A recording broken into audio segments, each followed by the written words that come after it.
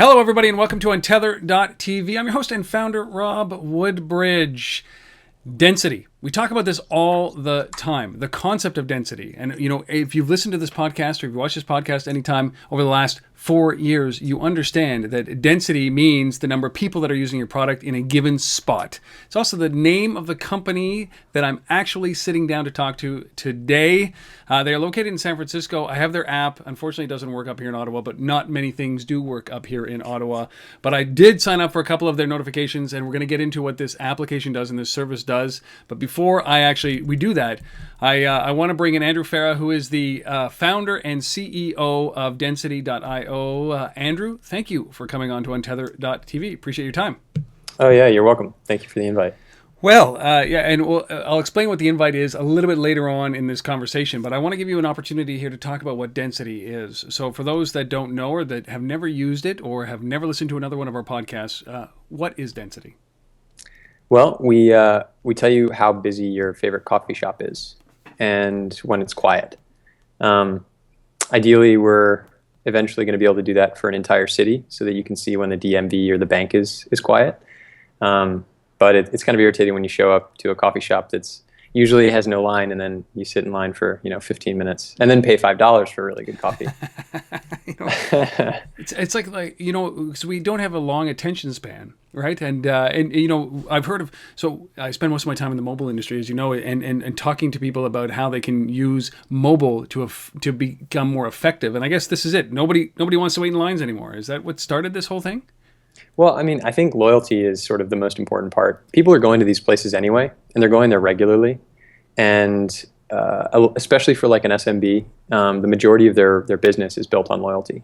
Like an enormous portion of their customers are people that are there, twice a day or once a morning or whatever else. So it's really interesting to think about that because I certainly know that the companies that I work with and I spend a lot of time with are focusing on that very thing, is that putting mobile anything in place in order to be able to satisfy their existing customer base instead of going after new customers to begin with. How important is that, right? As you said, loyalty is key. And is this a loyalty play for those coffee shops that are using it? No, this is just useful to loyal customers. Yeah.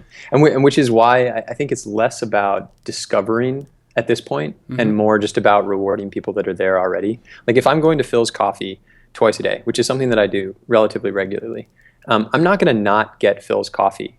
I'm going to not get Phil's coffee when it's busy. Right. And so like looking at a phone and seeing how busy that place is doesn't necessarily mean that it's like, it's really busy. You know what? Forget Phil's. I'm gonna be a Stumptown coffee customer now. It's just not how customers make their decisions, I don't think. It's interesting because if you're a Phil's guy, or if you're a Starbucks guy, or up here in Canada it's Tim Hortons, if you're one of those brands, or even now you're starting to see McDonald's become a coffee shop, right? But not really, but people go. Sure. But if you're loyal to that brand, does the fact that a lineup occurs matter to you? As you said, you're not going to go next door to get a different coffee, are you? Well, no. I guess I should explain. Like we essentially allow someone to get notified when the place gets quiet. So it's not just about being able to show real-time capacity. It's about being able to say, like, okay, it's slammed right now. Just tell me the next time that it starts to get quiet. I get coffee in the afternoons. I don't get coffee at 2:15 every day. And if that's how most people operate, which we think is a relatively good guess, then I'm in the middle of a meeting. Everyone's like, yeah, you know what? I could use an afternoon boost. And you look at like Blue Bottle Coffee and it's really busy and it's just like, well, let's like hang around here for another 20 minutes and then we'll go when it's quiet. And then we're not even wasting 20 minutes. Right. So this is your service for these coffee shops, right? So, you bring something in, you bring a 3D printed sensor in that puts it on the door and counts how many people are in and out, right? That's ultimately what it comes down to? Yeah, is this video being recorded? Oh yeah. So yeah, we install essentially this on a door frame, and if this is a door frame, and then as people walk past in and out, we measure bidirectional movement in real time. In and out, just with one sensor. Yep. And then we stream that live, and we process all this analog data, and we turn it into essentially +1 and -1.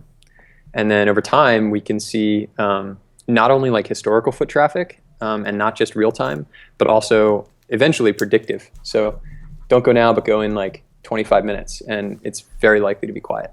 Based on historical data, right, that you've collected over longer than a week or two. Which drives traffic when there isn't any. So like most SMBs will say, I would really like consistent stream of foot traffic. Mm-hmm. And what I have right now is these giant peaks and these really huge valleys. And so I've got a bunch of staff who are there for the peaks, and then afterward they're cleaning lamps and That's right. Or going home early or complaining that there's no business. Yep. We met not physically like this or virtually like this, but we heard of you and we covered you in a podcast this week in location-based marketing, where I think we railed on you. And this is, I mean, I love the fact that you reached out and said, listen, I'm very interested in defending my business to you, sons of bitches who have now just decimated. I don't think I said that. I think that I'm looking between the lines, right?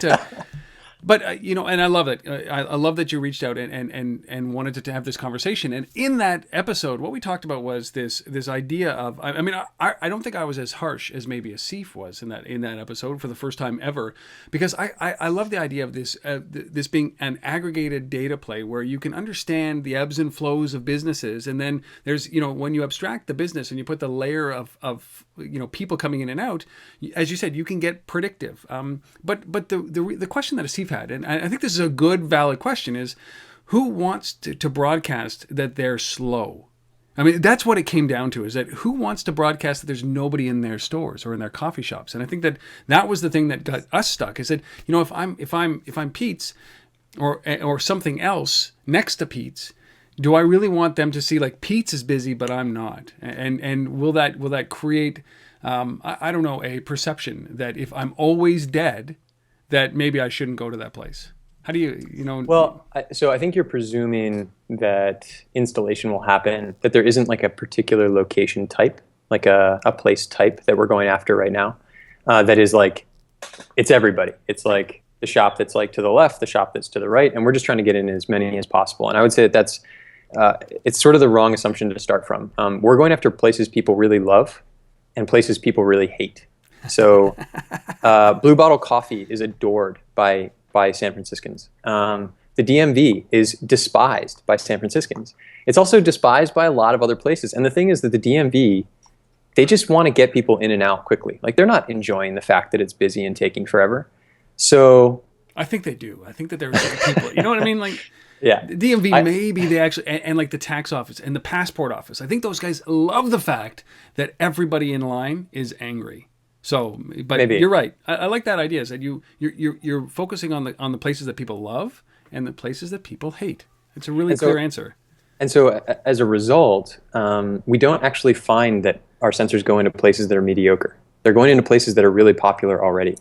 And that means that they have no trouble with new customers. They have no trouble with loyalty. And so we're not really like dissuading anyone from showing up. We're just giving good data to customers who are already super loyal to that place. One of the biggest challenges, and we go through this every 5 years, up here in Canada now it's every 10 years, to get a passport, right? And they always say, show up at 7:30 in the morning because it's the quietest at 7:30 in the morning. But if you get there at 7:33, you've missed your window. Now you're going to be there for 4 hours. So if you get there at 7:30, it's 15 minutes. If you get there at 7:33, it's 4 hours. It's like ordering the Apple Watch, right? At 12:01, you got it already. At 12:03, you're going to wait till July, right? It's that kind of. So, I mean, I can really understand the value that this brings when it comes to providing me a little bit of context, because maybe at 11:40 there's an opening for me to get in there and be efficient, right?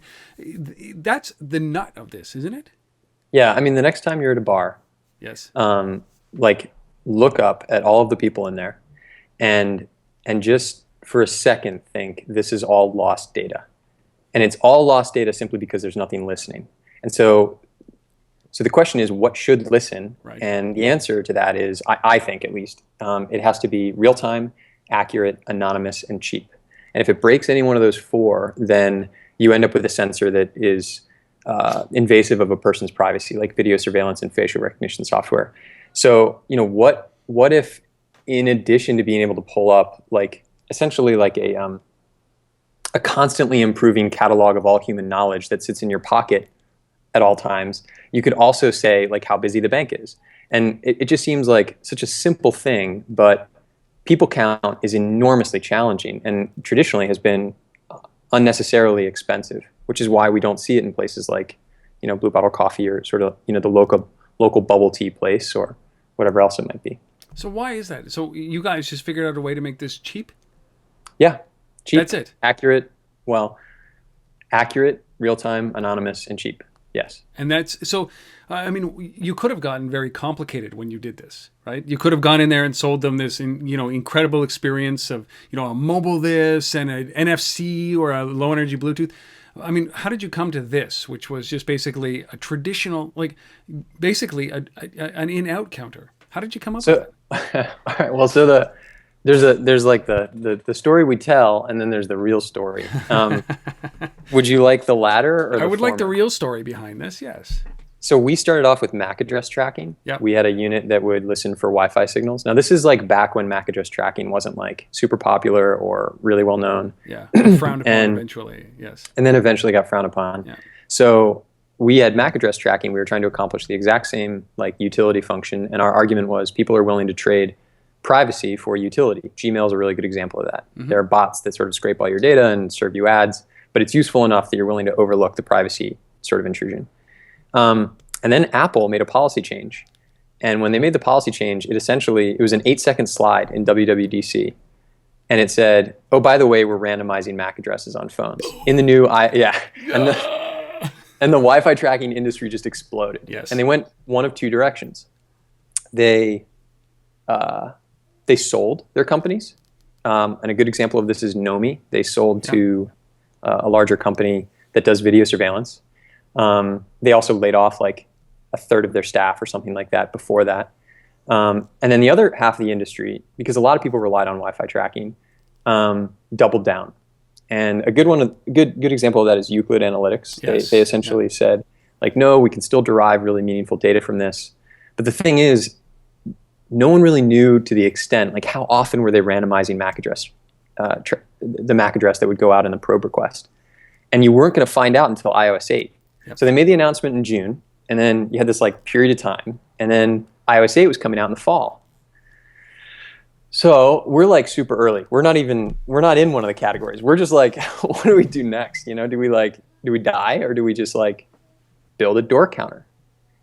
And we were like, well, how hard can a door counter be? Like, this is a solved problem. It has to be out there. We could probably buy it and then install it, give it some Wi-Fi connection, and voila.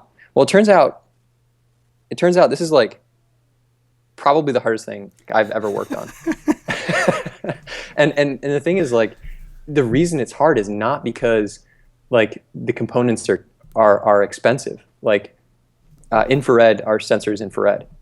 Infrared is cheap. The housing is cheap. The Wi-Fi unit is cheap. The power supply is cheap. Like the circuit is cheap.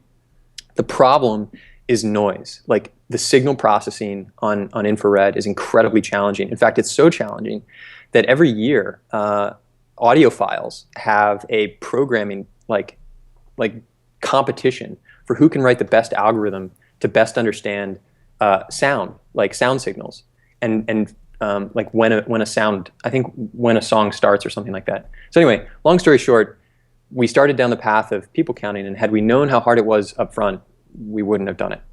But now we have. So it just got this perception that it's not hard, right? That it's very simple. Like the hard thing would be, connecting it to the internet and getting an accurate count and then displaying that in a way that humans can understand, right? So like the way you've done it, and putting it in English, which is the way that your app does it, right? It's not busy, it's busy. I get notification every morning at 8:00 that my coffee shop in San Francisco is ready to go. I can be there Ottawa by 4, But so it's interesting that what you think is an easy, simple solution becomes a very complicated one, which is probably why a lot of people haven't done it. But, you said something that was very interesting to me, which was this data also has to be inclusive, right?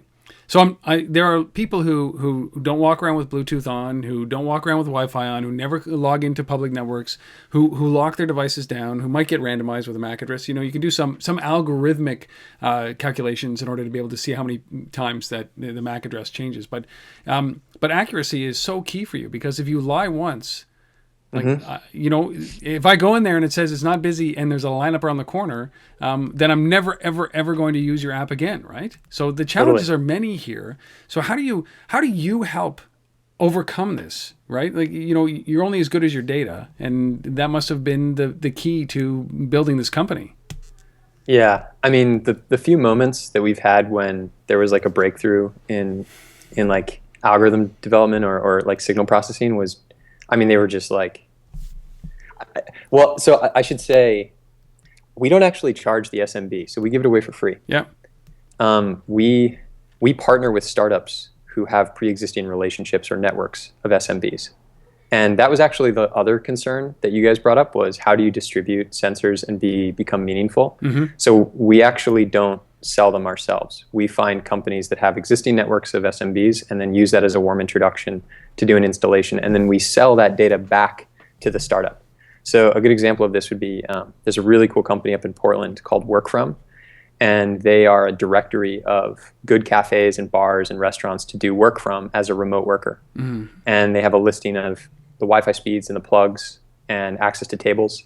And the only thing they don't have is capacity information. So if I'm going to walk 15 minutes to that cafe to do 2 hours worth of work, and I show up and I can't sit down, then it doesn't really matter that their Wi-Fi speed is really good. But I don't know those cafes up in Portland, and they do. They've got great relationships with all of them. So not only are we essentially in a position where if our data is bad, then we're bad, but we're trying to power other startups and be sort of like a small engine within their functionality. So there's a big responsibility in making sure that we don't tarnish their brand as well. No kidding. So it adds this compounded pressure to you. But if you're charging those guys, so that's where you make your revenue from, right? Is that That's you correct. charge them and you sell the data back to them, but then you have your own app that kind of gives you an example of it, right? That shows the same kind of content that I guess they would be showing. So how does that work? Well, so whenever we essentially, the hardware and installation is free. Yep. And the cost per, we charge per sensor per month. Yep. And it's like really cheap. Like we're trying to make it as cheap as possible. At this point, I think we're at like $25 per sensor per month. Mm-hmm. They get an API, access to real-time capacity, and they can integrate it into whatever app or website they want. But because it's cheap, the trade-off is it's a non-exclusive right to the data. So we get to consume it ourselves, and we can resell it.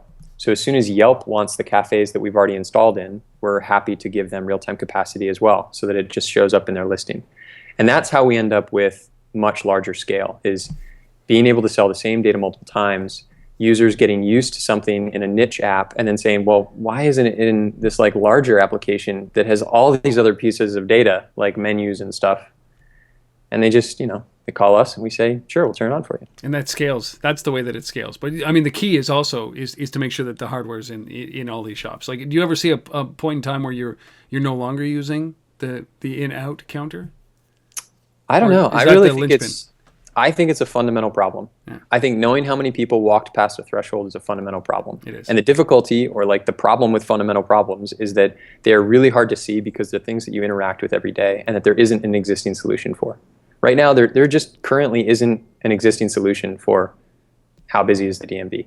Yeah. And if we can solve that consistently and in varying environments and varying temperatures and varying door frames, then I think that this will be something that goes into conference rooms on corporate campuses to tell you whether or not there's an available conference room. I think it will go into public spaces, and I think it'll go into, and then the resultant data, once you have enough density, I mean, you could say, how busy is the financial district? In calendar year 2015, between January and March, I am Nielsen, market research firm, and I want to understand foot traffic trends in the financial district in San Francisco. Like, show me the foot traffic. And then I'm going to compare that with all the other data that I have. Or I'm a corporate realtor, and I'm trying to understand the next best place to build a building. I mean, to get to that, the only way to get there is massive distribution. But the only way to get massive distribution is to focus very, very simply on places people love within existing networks for other companies who can essentially say, this is Andrew, he'll be here for 15 minutes, he's going to put something in, it's free, it's not going to cost you anything, and we're going to drive traffic when it's quiet. And in 5 years, maybe we can sell to Nielsen. But right now, We make it cheap. You create a mesh of all of these, a little network, a mesh network of all of these sensors. Location is so important, right? Because for these things, the brand is very important. Location is very important.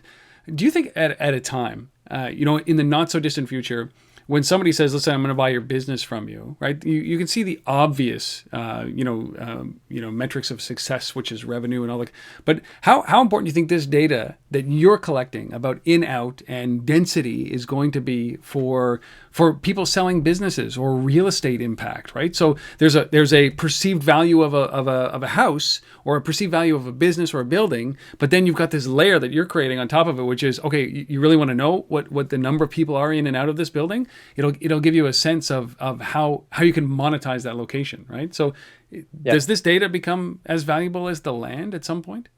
I mean, I don't know. And that's kind of the cool part, is I don't really know. And I don't think that anybody really does when you're at this stage in a company.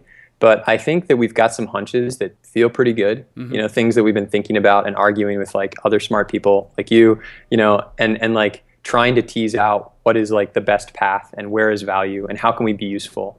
But I think that I really do think that it could be tremendously valuable. And I think it could be tremendously valuable to like all sorts of weird, different types of customers. Like the yous and me's just trying to get a cup of coffee, and the coffee shop who gets more traffic when it doesn't have any, and the mobile application that is like a request feature. So I can say, like, I want a discount, and it's like automated. There's a reverse surge pricing. As soon as it drops below 20% capacity for greater than 30 minutes, all of a sudden anybody who shows up gets a discount, or anybody who shows up in a mobile application gets a discount. I mean, and then there's market research firms, and we won't get there for a long time. So is the audience sophisticated enough? Like maybe in San Francisco, maybe in Portland, right? There's a level of sophistication in the coffee shops that far exceeds Lincoln, Nebraska's coffee shops. I'm not picking on Lincoln. It's just sure. But is this a sophisticated play? Do people that you approach or the companies that you approach understand what this means? Well, startups do. Yes. Yeah, absolutely. And startups are the only ones we have to sell.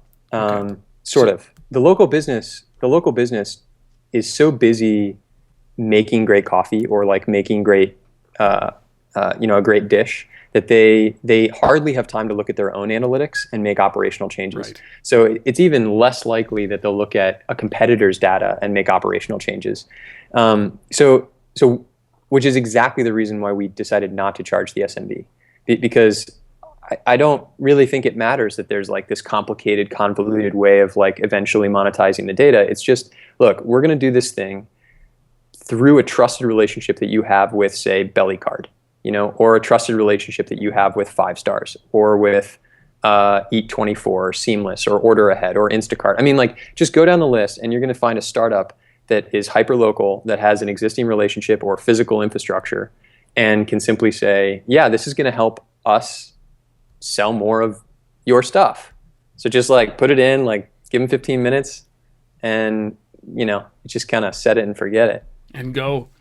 And you're doing it in an anonymous way because it's just in and out, so that you're not capturing people's data, which is very important. But at the end of the day, the data that you're capturing, does it belong? It belongs to the SMB. It belongs to the startup that you're targeting. It belongs to you. It belongs to us. It belongs to you. And do you think you'll be able to hold on to that as these SMBs become more sophisticated? Well, I'm actually less concerned about the SMB becoming more sophisticated and a little bit more concerned about a large network like Yelp saying, we want an exclusive. We'll install it in all these places, but we want an exclusive, which kind of like, I guess it's okay as long as there's a premium. But to be honest, we think that data should be open, and we think it should be available to like college students who are trying to do like really interesting predictive models on physical movement, during an emergency or an earthquake. And then to be able to pair that with like interesting third-party data like weather or like events, and then to be able to use us as a baseline for what's actually happening. And I don't think that happens when you just go to one company and say, sure, like, color us red, like we'll just sell to you. That said, though, that's why we're going after startups that are relatively niche. Because if we can go after startups that don't have an enormous amount of leverage yet, then one, we can grow with them as they get larger. Two, regardless of whether or not the startup goes out of business, and we hope they all stay in business, but even if they go out of business, then we're still installed. Yeah. And then the last thing is, if it's a standard in a niche loyalty program, then why shouldn't it be in a mass market? Why shouldn't it be a standard in a mass market? So our leverage to a larger company like Yelp or Foursquare is, well, we're already powering all these other, I mean, we could take your customers who are really excited about capacity, who we think like consider capacity to be a killer feature because one, it's real time, and two, it's like meaningfully affecting how much time they spend in lines. And they can go to some other application. So either you get okay with or comfortable with the non-exclusive right to the data, or we'll just continue to power the small guys until they become big guys. I love it. Because capacity is that third axis right now. And it's very interesting, especially what you're talking about. As you move into, you're in coffee shops, but if you move into places like restaurants, amusement parks, movie theaters, bars, everything like that, cities even, right? I think of arenas, and I think of, I'm Canadian, so I think of like hockey games and beer stands, right? So you start to think about those things and what it powers, and it's fascinating. And I know we're under time constraint, Andrew, and I'm so appreciative that you did reach out. And came on because now I'm going to be tracking you guys, and we're going to have you on again, say in 6 months, to have this conversation again and see how things are going with the company and your growth. Now you have raised money, you have been funded a little bit. Yep, we're venture backed. Venture backed, like Mm-hmm. you've done a Series A. No, we haven't done a Series A. We're seed. We're not public with how much we've raised, but we have 5 full time, and we've been at it for about a year. That's great. Well, man, if you want some more information about what Andrew's up to, go to density.io, density.io. It is single-handedly, it's a great name to begin with. And thank you. And it always reminds me, as I said, George McFly, which is, I am your density, which is what he says to Lorraine in the Back to the Future movie. Density.io. And if you happen to live in Portland, where are you guys right now? You're in Portland, you're in San Francisco. Where else are you? Handful of locations in Portland. Yep. A handful of locations in San Francisco. If you happen to be a big Coupa Cafe coffee lover down in Palo Alto, we're there yep. too.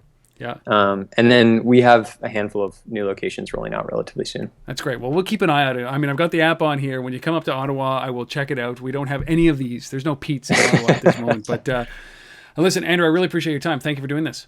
Likewise. Thank you. Folks, we've been speaking with Andrew Farah, who is he's the CEO and the founder of a company called Density. Go to density.io. And if you're in those locations, go and download the application from the App Store. Is it Android and iOS right now, or is it just iOS? Just iOS at this moment. But for those of you who are just a small percentage of the world who are using iOS in that area, which is San Francisco and Portland, go download Density. Thank you, man. Thanks for doing this. We'll see you next time on Untether.tv.